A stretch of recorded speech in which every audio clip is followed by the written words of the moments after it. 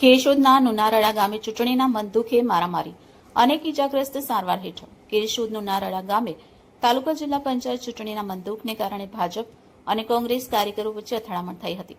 ધારિયા અને લાકડાના ધોકા વડે હુમલો થતા અનેક લોકોને ઇજાઓ પહોંચી, જેને કેશોદ સરકારી દવાખાને ખસેડવામાં આવ્યા. આ મામલે પોલીસે 7 આરોપીઓ સામે વિવિધ કલમ હેઠળ ગુનો નોંધ્યો છે અને તપાસ ચાલુ છે. ઘટનાના વિડીયો સોશિયલ મીડિયામાં વાયરલ થતા વિસ્તારમાં ચકચાર મચી ગઈ છે.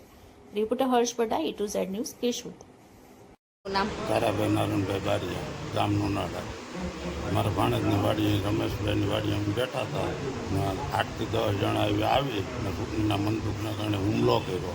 એમાં મેન પરબત વેલા પીઠિયા, રમેશ વેલા પીઠિયા, માર્કીનાથુ પીઠિયા, દેવ ભીમા પીઠિયા, તેજસ પરબત પીઠિયા, ભાવનકાના પીઠિયા, મયુર રમેશ પીઠિયા, રામદેવ જેઠા પીઠિયા, અન્ય 4 થી 5 જણા ધારિયા પાઇપનો તલવાર હુમલો કર્યો. ચૂંટણીના બંદૂકના કારણે અમે જનતા પાર્ટીમાં હતા, ભાજપ જનતા પાર્ટીની કોંગ્રેસમાં. કોંગ્રેસવાળાએ અમારી ઉપર આવી હુમલો કર્યો.